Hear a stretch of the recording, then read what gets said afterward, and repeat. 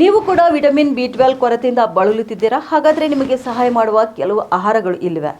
ಅದರಲ್ಲಿಯೂ ಕೂಡ ನೀವು ಸಸ್ಯಾಹಾರಿಗಳಾಗಿದ್ದರೆ ಈ 4 ಸೊಪ್ಪುಗಳನ್ನು ಸೇವನೆ ಮಾಡಲೇಬೇಕು.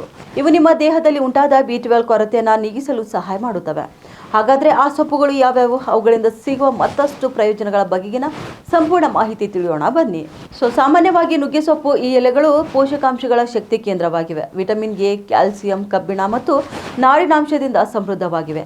ಇವುಗಳ ಸೇವನೆಯಿಂದ ದೇಹದ ದೌರ್ಬಲ್ಯ ನಿವಾರಣೆಗಾಗಿ ಜೀರ್ಣಕ್ರಿಯೆಗೆ ಸಂಬಂಧಿಸಿದ ಸಮಸ್ಯೆಗೆ ಮುಕ್ತಿ ಸಿಗುತ್ತದೆ. ಅಷ್ಟೇ ಅಲ್ಲ, ರೋಗ ನಿರೋಧಕ ಶಕ್ತಿ ಕೂಡ ಹೆಚ್ಚಾಗುತ್ತದೆ. ಎರಡನೇದಾಗಿ ಪಾಲಕ್ ಸೊಪ್ಪು. ಈ ಸೊಪ್ಪಿನ ಸೇವನೆಯಿಂದ ವಿಟಮಿನ್ ಬಿ12 ಸಿಗುತ್ತೆ.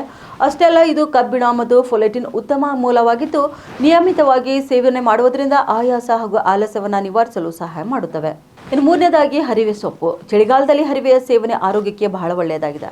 ಈ ಸೊಪ್ಪಿನಲ್ಲಿ ವಿಟಮಿನ್ ಸಿ ಮತ್ತು ವಿಟಮಿನ್ ಎ ಯಿಂದ ಸಮೃದ್ಧವಾಗಿದ್ದು ನಿಯಮಿತವಾಗಿ ಇವುಗಳನ್ನು ಸೇವನೆ ಮಾಡುವುದರಿಂದ ದೇಹದಲ್ಲಿ ವಿಟಮಿನ್ ಬಿ12 ಕೊರತೆಯನ್ನು ನಿವಾರಿಸಲು ಸಹಾಯ ಮಾಡುತ್ತದೆ.